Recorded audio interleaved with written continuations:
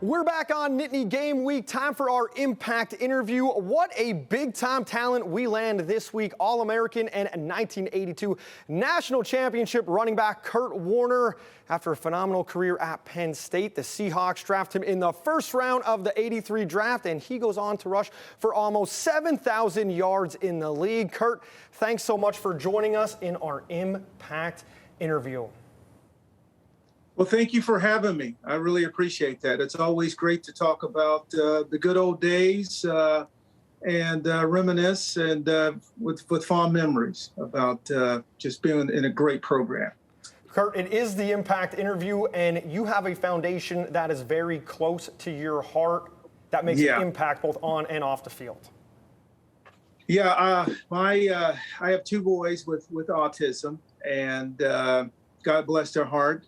We are obviously in the process of transitioning them to and from. We're looking for some type of home setting for them because obviously we're not going to be around as long as we would like to. So you have to start making arrangements as quickly as you can. As far as the 501c3, we do not have a 501c3, but we are working with a company that is a 501c3 for raising funds. So just thought I'd throw that out there.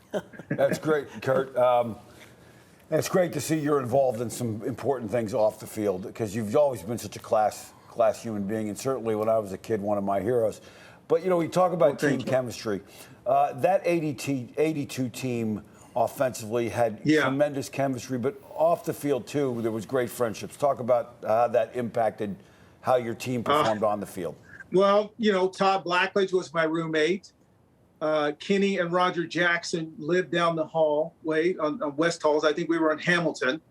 We just, you know, one thing I loved about our particular situation, and Scrap, you could identify with that, is that they allowed us to live on campus so that we could experience the great experience or the grand experience, as Joe Paterno used to say. It was a wonderful time. I still talk about the fond memories of being on campus and just being able to connect and be a part of the citizenship of being on campus. Hey, Curt, driving down, was reading all about you again and going back, and I wanted to ask you a question. Like, of all your memories at Pineville, you're all-state football, basketball, baseball. You come to Penn State, you set 42 records at Penn State, you're national champion, you're one of the greatest players ever in history there. Then you go to the NFL, you get Rookie of the Year, you were all everything in the NFL too, you know, your College Football Hall of Fame. Do you have a memory that's like, you know, it's just one of those things that sticks out to you? You know, the memories that I have through all of that was probably more of the Coach Paterno team meetings.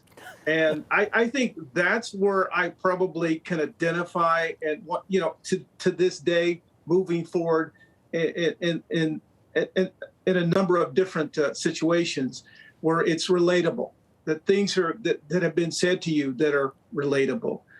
But I would say, you know, a great memory for us would be the Sugar Bowl, obviously down in where were we? And New Orleans.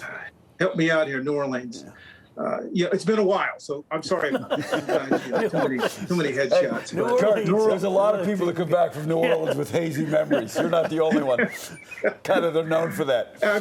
I'm sitting there pausing and stumbling and going like, okay, New Orleans, yes, and Herschel Walker and so on and so forth. But that was a great day for us because we've been working diligently to get to that point. We had a setback in the middle of the year in Alabama, and we were able to get redirected and play some darn good football for about 5 or 6 games in a row. Had a couple breaks to go our way. And lo and behold, we are in the hunt for the national championship because SMU ended up tying. I don't know which team they were playing, but they ended up tying, and then we leaped over them from a 3 position to a 2 position. So it was a great, you know, all year was just, you know, it was a lot of fun. We had an opportunity to play in some great football games, and it's just the memories are good. Curt, my mom was probably a little bit hazy because her and my dad got engaged at a Sugar Bowl. So you're not the only one to come back with some hazy memories from New Orleans. On a serious note, we live in an era where we like to compare everybody, and automatically whoever has the ball right now is automatically the best ever. When you look at some of the Penn State running backs that have come through the program, they're still turning out running backs. Saquon's in the league. Miles Sanders is in the league. When you watch these guys, who would you say is most like Curt Warner?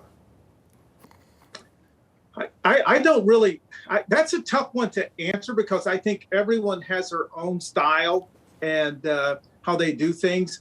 I like the bruisers because I was never a bruiser. You know what? I had the, you run between the tackles, and my objective was to get out of there as quickly as I can. See, that was my objective. And I had the number 25 number, which Tom Bradley had the number 25 number prior to that. Wait, Curt, they were number 25 because of you. They promised you my number, didn't they? That's why you came to Penn State. That was part of the recruiting. Coach Paterno said you can have Tom Bradley's number, and you said yes, and you did more in one play than I did in 4 years. Okay. Hey, Curt, since you brought up the truce is over, I will pull out next week the mustache picture of Tom Bradley in 1978. You got to do that, man. Yeah. You got to do that. And make sure you send me a picture of that. Okay? I will do so. Hey, Curt, I got one for you here. So, I always think about all the great stuff you did and all the wonderful things, but I don't think people realize the impact that you had on all the players and on your teammates and just being around the guys. I had the opportunity last week to be with a bunch of the guys and Joel Coles and Jeff Buttia and all those former Penn. Nick Hayden was there and all those guys came. Yeah. And I just want you to know they all made sure I said hello to you and how you meant to them as a teammate. Not only were you a great player, but you were a great teammate too. And they said to say hello. Well, you know what? I got a chance with Joel Coles the other day by connection of Jeff Buttia.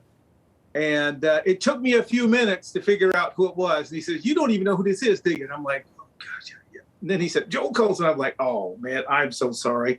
But we had a wonderful conversation. I love that guy, Booker Moore, Mike Mead. You guys, Matt Suey. I mean, I played with some tremendous football players. They're just great. And they were good citizens as well. Nice people. Fond memories, and when we do kind of catch up with one another and have a conversation, it's always a pleasant conversation, meaning that we're so glad to see each other. We're asking how things are going, how they're doing, and so on and so forth. But it's just a great experience. So, Curt, when you leave Penn State in the spring of '83, you get drafted by the Seahawks. You get into the NFL. Talk about how that program prepared you professionally and for the professionalism that was required at that level to succeed. Well, you know what? That's a great question because I'll tell you something right now. I remember the Tuesday and the Wednesday practices. They were tougher practices than the actual games at times. And I you know what? And it never dawned on me that having those type of practices with that type of intensity at that level prepared me to get to the next level, and that was the NFL. Now, don't get me wrong, two different leagues. The NFL is a league within itself, but if you don't have the right preparation when you get there, then let me tell you something. It makes a big difference, and it may be the difference between you making the team and not making the team. So I think that all the things that we did, practice-wise and team-wise, and the games that we played in, and the toughness of those games prepared me to go to that next level. Hey, Curt, the one thing that I don't think people understand about how great a football player you were at Penn State is that not only were you a great running back, great kick returner, but you caught a lot of passes at Penn State. You averaged 11.1 yards per catch. And I know, a lot of running backs don't take as much pride as you took in catching the football. And I'm sure that helped you a lot when you got to the NFL. Well, Jay, let me talk to you about a particular game. Are you guys still there? Yep. Okay. So you and I, Jay, were talking about the Notre Dame game, right? Here's what happened. We came out in a different formation, and I was in the slot, and no one was there in the slot. And I'll tell you something, Jay. Let me tell you something. All I did was I looked at Blackledge, he looked at me, and I just took off down the field, and boom, he threw it. So we didn't have to say a word. I just gave him a little, glance. Nobody's on me. Dude, throw the ball. I'm going in for a touchdown. But yeah, I did take pride in catching the football because I could catch a football. So throw it. I didn't have a problem with that. So and that touchdown broke the game open. That was a tough game, man. That Notre Dame game was a tough fight all the way through, and we were able to, obviously to come out on top and to win that game. But it took a big player to put us over the top. Curt, does it kind of warm your heart as a running back when you see other running backs making big catches in the passing game? Well, you know what? Here's the thing. I expect them to make the catch. I mean, that's why you're out there. That's why you're in the NFL. That's why you're getting paid. You got to catch the football. You got to block. I mean, I'm sorry. At Penn State, you've got to block. If you can't block, you know what? You're probably not going to play that much. You can't catch, you can't block, and if you don't know what you're doing, you're not going to play. So that's important. And I found that out just by, being there and having guys that would you have guys like Matt Suey and Booker Moore, and you learn quite a bit. Mike Gooman, you learn how to play football. You learn what to do and what not to do.